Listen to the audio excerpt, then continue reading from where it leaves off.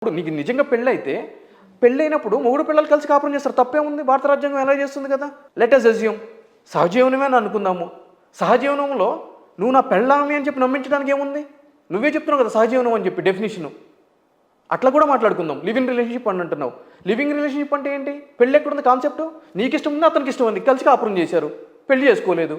Where is the question of deceitful? అంటే మోసం చేసి ఇట్లాగో నువ్వు నా పెళ్ళామని నమ్మించాడు, ఆధారం ఏముంటుంది? నేను మిమ్మల్ని పెళ్ళాము అని చెప్పి నమ్మించి కాపురం చేసామని చెప్పడానికి ఆధారం ఏముంటుంది కోర్టు ముందు? సో మీరు పెట్టాల్సింది మొగుడు పెళ్ళాల మధ్య మీకు ఇటువంటి ఇబ్బంది ఉంటే కనుక గృహహింస చట్టం కదా, 498A కదా పెట్టాల్సింది. మరి ఇది ఎక్కడి నుంచి వస్తుంది? ఇప్పుడు ఈ లావణ్య రాజ్ తరుణ్ ఇష్యూలో రోజుకు ఒక మలుపు తిరుగుతోంది. ఫస్ట్ ఒక 1 వీక్ వరకు ఈ అమ్మాయిదే మిస్టేక్ ఉందన్నట్లుగా మాట్లాడుతున్నారు. రాజ్ తరుణ్ ఏంటంటే కెమెరా ముందు చెప్తున్నారు, కొన్ని రోజులు నేను కలుసున్న మాట వాస్తవమే, నేను కెరీర్లో స్టార్ట్ అప్పుడు ఆవిడ హెల్ప్ అయితే తీసుకున్నానని చెప్తున్నారు. కానీ ఇప్పుడైతే అది లేదని చెప్తున్నారు. కానీ ఇప్పుడు మళ్ళీ కేసు రోజు కూడా చూస్తుంటే మళ్ళీ రాజ్ తరుణ్ అనుమానించే దిశగా బయట మీడియాలో కొన్ని కథనాలు మనం చూస్తున్నాం. నిన్న రీసెంట్గా నాకు సూసైడ్ టెండెన్సీ లాగా సిచ్యువేషన్స్ వస్తున్నాయని ఒక ప్రెస్ మీట్ పెట్టారు. ఆవిడ్ని సపోర్ట్ చేస్తూ ఆల్మోస్ట్ మనకి కళ్యాణ్ దిలీప్ సుంకర సపోర్ట్ చేస్తూ ఉన్నారు, అడ్వకేట్. ఆ కేసుని టేకప్ చేశాను అంటే ఒక అడ్వకేట్గా కాకుండా ఒక బ్రదర్గా ఈ కేసుని డీల్ చేస్తున్నాను అన్నారు. అండ్ ఇంకొకటి మీడియా ముందు చాలా ధైర్యంగా చెప్తున్నారు కళ్యాణ్ గారు, ఈ కేసుకు సంబంధించి రాజ్ తరుణ్దే తప్పు, నా క్లయింట్ని ఒక 10 ఏళ్ళు వాడుకున్నాడు, నమ్మించి మోసం చేశాడు, సహజీవనం చేశాడు, ఇప్పుడు కొత్త అమ్మాయి కావాల్సి వచ్చి వెళ్ళిపోతున్నాడు వదిలేసి అని చెప్తున్నారు. ఒక లాయర్గా ఆల్మోస్ట్ మాకు పెళ్ళయిందని ఆవిడ ప్రూఫ్స్ ఇస్తూ ఉంది. ఆవిడ కళ్యాణ్ మాటలను వింటుంటే కూడా ఏంటంటే కేసు మేము చాలా బలంగా ఉన్నాం, ఈ కేసు కోసం పోరాడుతూ ఉంటున్నారు. ఈ పోరాటం అనేది ఎంతవరకు సాగుద్ది అంటారు ఈ సాక్ష్యాధారాలన్నీ సేకరించిన విధానం బట్టి చూస్తుంటే? అయితే బీయింగ్ ఎన్ అడ్వకేట్గా కళ్యాణ్ గారు అంటే చెప్పారని చెప్పి నేను చెప్తాను. ఆమె తరపున ప్రతి ఒక్క అడ్వకేట్ కూడా ప్రాథమిక విధి ఏంటి అంటే కనుక అతని దగ్గరికి వచ్చిన క్లయింట్ ఇంట్రెస్ట్ను ప్రొటెక్ట్ చేయడమే ప్రాథమిక విధి. సో ఆ విధంగా పాత ఇండియన్ ఎవిడెన్స్ యాక్ట్ కానీ ఇప్పుడున్న భారతీయ సాక్ష్యాధార్ అధీనం కానీ మాకు ఒక ఇమ్యూనిటీ ప్రివిలేజ్ ఇచ్చింది. అంటే ఒక అతను మర్డర్ చేసి వచ్చినా, రేప్ చేసి వచ్చినా, మరే ఇతరమైన నేరం చేసి వచ్చినా కూడా మా ముందు డిపోజ్ చేసినప్పుడు మాకు సమన్వయం పంపేయడం కానీ పోలీసు వాళ్ళు నువ్వు ఆడితో మాట్లాడావని చెప్పి ఆడేం మాట్లాడే చెప్పు అని చెప్పి కానీ అడగడానికి లేదు. అంటే ఆ ప్రివిలేజ్ మాకు ఇచ్చింది. సో దట్ అంటే మా దగ్గరకు వచ్చిన క్లయింట్ ఇంట్రెస్ట్ మేము ప్రొటెక్ట్ చేయాలి. ఆ విధంగా వాళ్ళ క్లయింట్ గురించి మాట్లాడాలి. కానీ కేసుకు సంబంధించి అడ్వకేట్లు మీడియా ముందు కాదమ్మా చేయాల్సింది, కోర్టులో ఆర్గ్యుమెంట్ చేయాలి. అంటే ఎవరు రైట్ ఎవరు రాంగ్ అని చెప్పి నేను ఇప్పుడు చెప్పినా కూడా నా మాటలకు ఎటువంటి వ్యాలిడిటీ లేదు. నేను ఓపెన్గా చెప్తున్నాను. ఎప్పుడు వ్యాలిడిటీ వస్తుంది? కోర్టులో మనం చెప్పదలుచుకుంది ఇన్ ది ఫార్మ్ ఆఫ్ డాక్యుమెంట్లో జడ్జి గారి ముందు పెట్టి మన వాదనలు వినిపించి మన సత్తా ఏంటి అనేది అక్కడ చూపిస్తే బేసింగ్ ఆన్ దట్ జడ్జి గారు అనేది జడ్జిమెంట్ ఇస్తారు, ఆర్డర్ ఇస్తారు. దానికి వ్యాలిడిటీ ఉంటుంది, వెరాసిటీ ఉంటుంది. రైట్? ఎంత పీకి పై స్థాయిలో ఉన్న అడ్వకేట్కి అయినా సరే నోటి మాటతోటి ఎటువంటి ఇజ్జత్తు ఉండదు. రైట్? సో ఇక్కడ ఏం జరుగుతుంది అని అంటే కనుక ఈమెకే మా కేసు బలంగా ఉంది అని అనుకున్నప్పుడు జస్ట్ యాజ్ ఏ లాయర్గా నేను ఏమంటున్నానంటే, యాజ్ అన్ అడ్వకేట్గా, ప్రాక్టీసింగ్ అడ్వకేట్గా నేను ఏం చెప్తానంటే, కేసు అంటే ఈ ఇష్యూ తెర మీదకి వచ్చి ఎన్ని రోజులు అవుతుందమ్మా? ఆల్మోస్ట్ ఒక 20 డేస్ అవుతుంది. 20 డేస్ అవుతుంది. రైట్? కేసు రిజిస్టర్ అయ్యి కూడా ఆల్మోస్ట్ అన్నే రోజులు అవుతుందిగా. అంటే ఒక 17 డేస్ అట్లా అవుతుంది కదా. 17 డేస్ అట్లా అయితే 493 సెక్షన్ ఉంది దీంట్లో, 10 years పనిష్మెంట్ చూపిస్తుంది. ఈ పాటికి రాజ్ తరుణ్ అరెస్ట్ చేయాలి కదా పోలీసు వాళ్ళు. నేను నిజంగా అంత బలమైన వ్యక్తినైతే, అంత సత్తా నాకుంటే, నా కేసులో అంత దమ్ముంటే నేను కోర్టులో ఎందుకు ఇప్పుడు వరకు వెళ్ళలేదంటావు?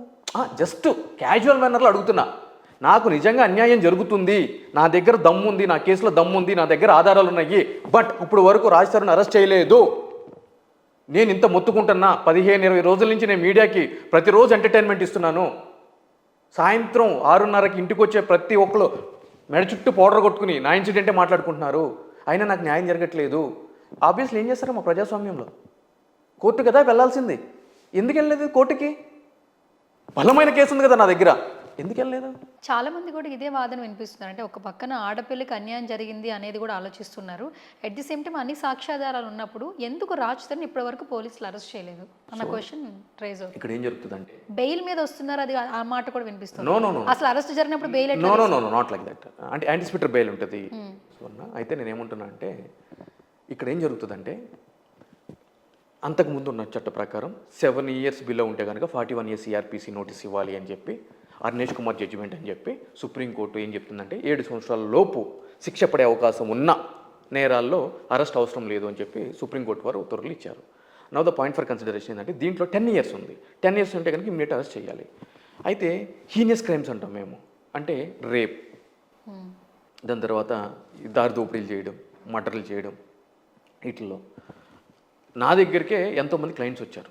ఎవరు అంటే కనుక రేప్ కేసు 376 పాత చట్ట ప్రకారం రేప్ కేసు, రేప్ కూడా మాబ్ అంటే 10 మంది కలిసి ఒక ఆడపిల్లని రేప్ చేసిన సందర్భాలు.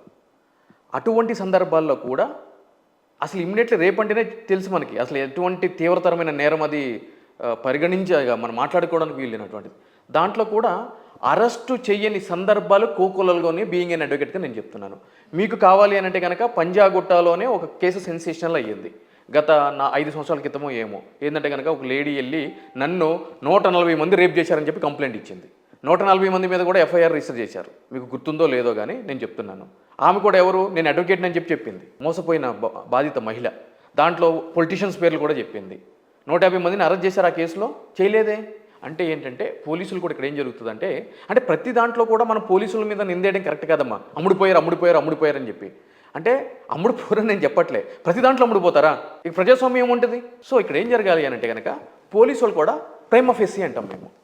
అసలు కేసు ఏంటి అంటే సెటిల్మెంట్ కోసం చూసే కేసా, నిజంగా కూడా ఇంజస్టిస్ జరిగిందా విక్టిమ్కి అని చూస్తారు ప్రాథమికంగా. సో ఇనిషియల్గా FIR రిజిస్టర్ చేశారు, ప్రిలిమినరీ ఎంక్వైరీ కండక్ట్ చేయాలి, నోటీస్ ఇచ్చి ఉంటారు ఆమెకి, ఆమె ఆధారాలు సబ్మిట్ చేసి ఉంటుంది, అతనికి నోటీస్ ఇచ్చి ఉంటారు, బాబు నీ దగ్గర ఏమోనో తీసుకురా అని చెప్పని. నిజంగా ఆ ఆధారాలని పరిశీలించిన తర్వాత నిజంగా అమ్మాయి తరపున న్యాయం ఉంది, ఈ అబ్బాయి ఇట్లా చేశాడు అంటే కనుక అరెస్ట్ చేస్తారు. బట్ నేనేమంటున్నా అంటే 15 రోజులు 20 రోజుల నుంచి మీడియా ముందుకు వచ్చి హల్చల్ చేయడానికి టైం ఉన్న నాకు కోర్టుకి వెళ్ళి బలమైన అడ్వకేట్ ఉన్నప్పుడు కోర్టుకి వెళ్ళి కోర్టు నుంచి డైరెక్షన్ తెచ్చుకోవచ్చు కదా అని అంటున్నా నేను అనేది. నిజంగా పోలీసులే ఇన్యాక్షన్ ఉంది అని అనుకుందాం, లెట్ us assume అనుకుందాం. ఆల్టర్నేట్ ఏం చేస్తాము? వెనక షర్టు మడత పెట్టి గుద్దాం కదా, ఏం చేస్తాం? కోర్టుకి వెళ్తాం. వై? బికాస్ మళ్ళీ ప్రజాస్వామ్యంలో మనం ఉన్నాం కాబట్టి ఒక పద్ధతి ఉంటుంది కాబట్టి ఇన్యాక్షన్కి. ఇట్లా నా దగ్గర అన్ని ఆధారాలు ఉన్నా కూడా సంబంధించిన పోలీసు వాళ్ళు FIR రిజిస్టర్ చేసినా కూడా దీంట్లో 10 సంవత్సరాల పనిష్మెంట్ పడే సెక్షన్ ఉన్నా కూడా ఇప్పుడు వరకు so far nothing has been come forward from the police side. Being an agreed person having no other go, I consent to approach this honourable court అని చెప్పి కోర్టుకి వెళ్తాం కదా.